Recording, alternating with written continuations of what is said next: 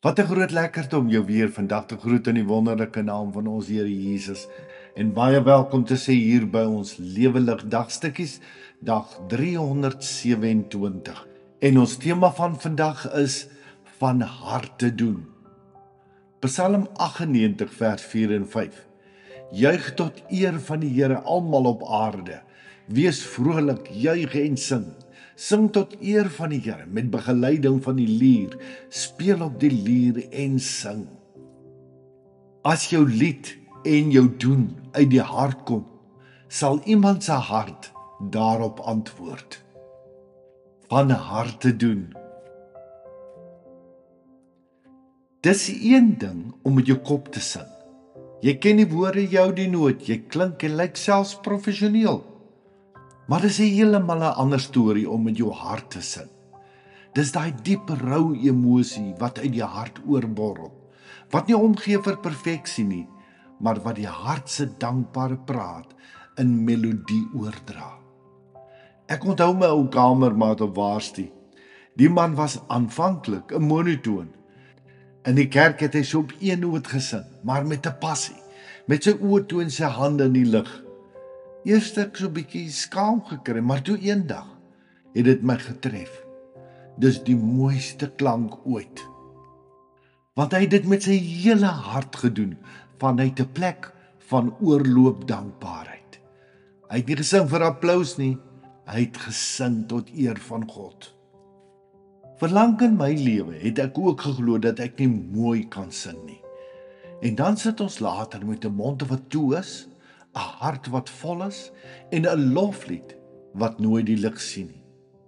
Tot iemand eendag vir my gesê het: "Wil jy soos Pavarotti klink sodat mense uitstap en sê, wat 'n stem? Of wil jy soos jou unieke self klink, vanuit die hart sing sodat mense dan uitstap en sê, wat 'n God?" Daai woorde het my lewe verander. Dis presies wat Dawid gedoen het. Sy liedere en gebede was nie gepoleerde konsertstukke nie.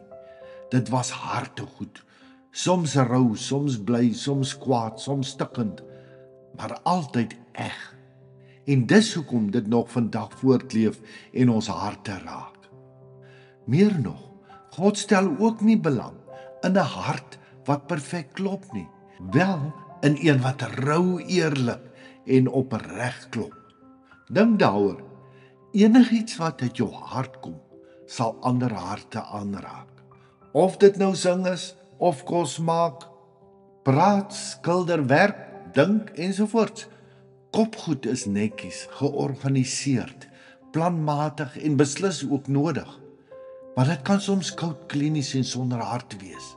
Die hart is die setel van ons emosies, die troonkamer van God, want God is liefde. Die Bybel sê dit self, en alles wat julle doen, doen dit van harte, asof vir die Here en nie vir mense nie. Kolossense 3 vers 23. Alles, nie net die groot goed nie, maar dan word alles wat ek is en doen, 'n liefdeslied wat oorborrel uit 'n dankbare hart. Juis hierdie Kersfees is die perfekte tyd om saam met God, wat vir ons 'n nuwe hart kom gee het, met 'n passie van hartefees te vier. Vergeet die perfekte versierings of die regte geskenke. Sing met jou hart vir die kindjie in die krib. Laat jou dankbaarheid oorborrel van sy liefde, sy genade, sy koms na ons toe. Want as ons van harte fees vier, sal dit aansteeklik wees. Dan sal almal wat ons sien ook sê, wat 'n God. Want Kersfees begin in 'n dankbare hart. Die mooiste liedere word nie geoefen nie, hulle word geleef. Iets om oor na te dink. Hoekom dink jy sukkel ons so om uit ons koppe te klim? Wat kan ons doen om meer dinge uit die hart te doen? Hoe gaan jy vandag begin om van harte te begin leef? Here, dankie dat U nie soek na perfekte sang en liedere nie, maar na oorloop harte. Leer my om alles wat ek doen van harte en met dankbaarheid vir U te doen. Mag my lewe nes my lied ander laat sê, wat 'n God. Amen. Gaan leef met 'n huppel in jou stap, met oorloop vreugde en 'n lewensingesteldheid en styl, dat mense na jou sal kyk en sê, wat 'n God.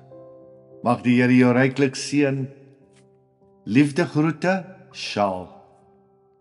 Om elke dag 'n dagstukkie van Lewe Lig per WhatsApp te ontvang, is jy meer as welkom om net jou naam en nommer te stuur na die nommer wat hier vir jou aangedui is.